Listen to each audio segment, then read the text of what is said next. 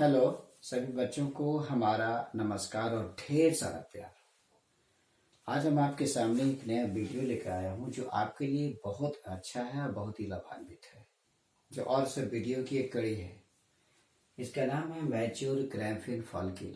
हम जानते हैं कि हमारा जो ओवरी होता है, ओवरी में बहुत सारे प्राइमरी फॉलिकल्स होते हैं। उसमें से कोई एक फॉलिकल्स, हालांकि ढेर सारे मैच्योर करना स्टार्ट करते हैं, लेकिन कोई एक फॉलिकल जो होती है एक पीरियड में डेवलप होती है और वो से बन के ग्रैफिन फॉलिकल में कन्वर्ट हो जाता है। तो इस ये जो रिजल्ट है कि इसका प्राइमरी फॉलिकल से सेकेंडरी फॉलिकल, सेकेंडरी फॉलिकल से टर्शियरी फॉलिकल्स। सबसे पहले प्राइमरी फॉलिकल्स ऑलरेडी उसमें उपस्थित रहता है, उसके बाद सेकेंडरी फॉलिकल बनते हैं, टर्शियरी फॉलिकल बनते हैं और अंत में ग्रैफियन फॉलिकल बाहर जाता है। इस ग्रैफियन फॉलिकल को मैच्योर ग्रैफियन फॉलिकल माना जाता है। अब इसके हम देखेंगे कि इसके क्या क्या स्ट्रक्चर है, किन किन जो से बना है।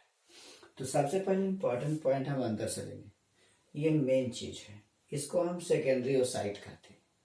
ठीक है, this is called secondary oocyte. Secondary oocyte चारों बगल एक लेयर से घिरा हुआ रहता है, चारों तरफ एक लेयर से घिरा हुआ रहता है, जिसको हम जोना पैलेसिडा कहते हैं। जोना पैलेसिडा के चारों तरफ ये देखिए रेडियली अरेंज्ड स्ट्रक्चर्स होते हैं, वो सेल के ही बने होते हैं। This is called corona radiata. तो इस तरह हम देखते हैं कि हमारा जो सेकेंडरी ओसाइट है, सेकेंडरी ओसाइट चारों बगल से जोना पैलेसिडा से उसके चारों तरफ कोरोना रेडिएटा रहता है। हालांकि हमने लिखा है कि कोरोना जो रेडिएटा रहता है वो इनर मोस्ट लेयर ऑफ कुमुलस ओफोरस है। ये जो सेक्शन आप देख रहे हैं, ये वाला, इस पोर्शन को, ये पोर्शन, ये सब कुमुलस ओफोरस है। तो कुमुलस ओफोरस के अंदर का ये लेयर होता है कोरोना रेडिएटा। इसके बाद आप देखिएगा कि इस पोर्शन को, ये पोर्शन देखिएगा, ये पोर्शन देखिएगा, ये सब पोर्शन देखिएगा। तो इस पोर्शन को हम कुमुलस ओफोरस कहते हैं, कुमुलस ओफोरस, या इसे हम डिस्कस प्रोलीजेरस कहा जाता है, डिस्कस प्रोलीजेरस। इसके ठीक नीचे इसे हम जर्म हिल, देखिए ना कि हिल के रूप में है, ये हिल के रूप में है। इसमें देखिएगा एक एंट्रम होता है, एंट्रम विथ फॉलिकुलर फ्लूइड, एक खाली जगह है, कैविटी है, जिसे हम एंट्रम कैविटी कहते हैं। इस एंट्रम कैविटी में लिक्विड पाया जाता है, जिस लिक्विड को हम, देखिए लिखा हुआ है कंसिस्ट ऑफ फ्लूइड, लिक्विड पाई जाती है, जिसे हम लिक्वर फॉलिकुली कहा जाता है, लिक्वर फॉलिकुली कहा जाता है, जिसमें लिक्विड पाया जाता है उसे। ये जो लिक्वर फॉलिकुली है उसमें पर्याप्त मात्रा में म्यूको प्रोटीन पाया जाता है, यानी ये जो लिक्विड इसमें पाई जाती है एंट्रम में, उसमें म्यूको प्रोटीन पाया जाता है। और ये म्यूको प्रोटीन का निर्माण फॉलिकुलर सेल से होता है, यानी फॉलिकुलर सेल्स रिस्पॉन्सिबल होते हैं इसके निर्माण करने के लिए।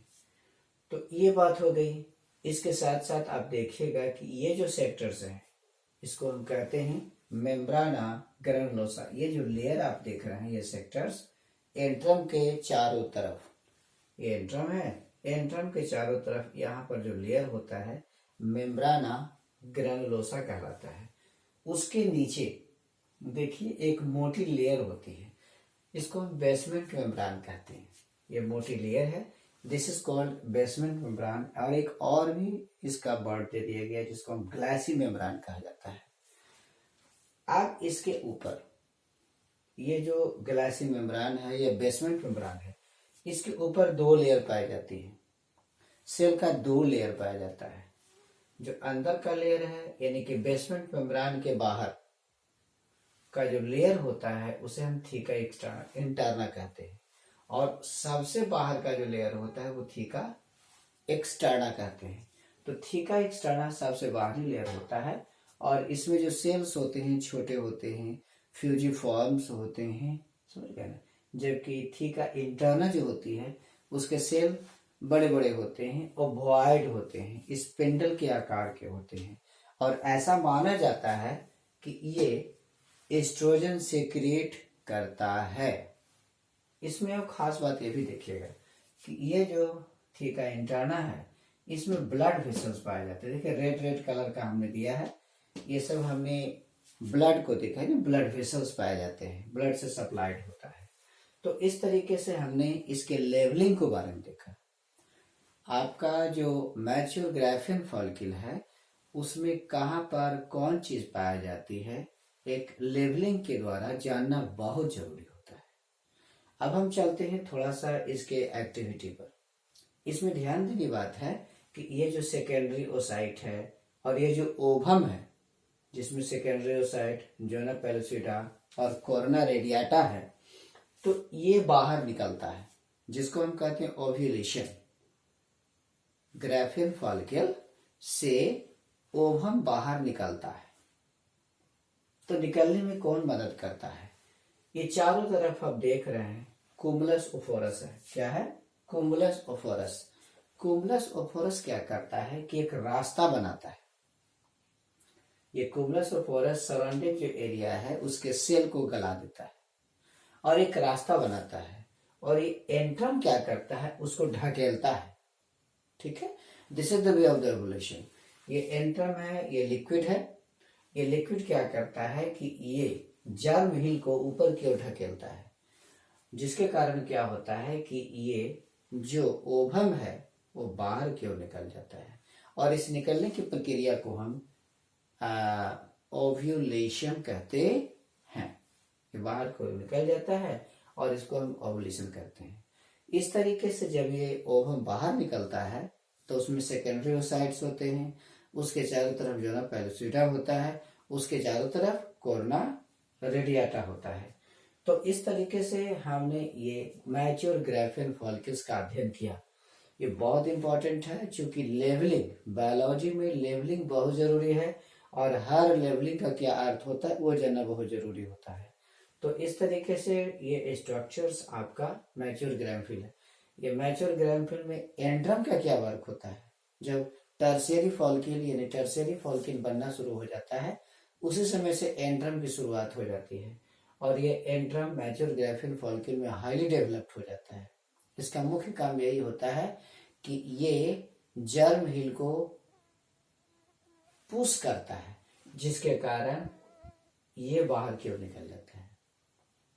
फिर ये इधर की ओर पुश करता है तो बाहर निकल जाता है।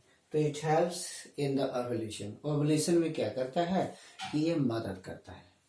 तो ये छोटा सा वीडियो हमने ग्राफिन फॉलिकल्स के बारे में बताया है।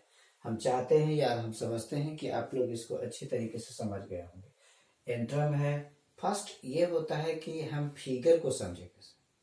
तो फिगर में जैसे जैसे अरेंजमेंट है उस तरह समझना है, कैसे कैसे लेवलिंग है ये जानना है, क्योंकि उससे सवाल बहुत आता है।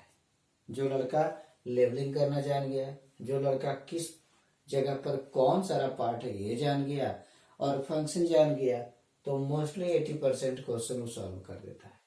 तो ये इसमें से मोस्ट इंपॉर्टेंट क्वेश्चन है कि सीरियली अरेंज है। पहले तो इससे भी सवाल उठेगा, दूसरा कुमुलस ओफोरस से सवाल उठ सकता है, तीसरा थीका एक्सटर्ना और थीका इंटरना जो बाहरी लेयर है इससे सवाल उठ सकता है, और ये ओवुलेशन कैसे होता है, ओवुलेशन में कौन कौन से रिस्पॉन्सिबल होते हैं, एंट्रम का यहाँ क्या रोल होता है। तो ये तमाम जो फंक्शंस है, एक्टिविटीज है, ये पूछने योग्य है और पूछा जाता है। मल्टीपल चॉइस क्वेश्चन में पूछे जाते हैं, 1 नंबर 2 नंबर में भी सवाल पूछे जाते हैं। ये ऑलरेडी आपके लिए बहुत ही बेनिफिशियल है। तो इस तरह मेरे प्यारे बच्चों, इसे आप देखेंगे, इससे फायदा करेंगे और इसका शेयर करेंगे और लाइक करेंगे, सब्सक्राइब करेंगे, जो भी करना है करिएगा। तो अगले वीडियो तक के लिए हम आपसे अलविदा लेते हैं। Thank you.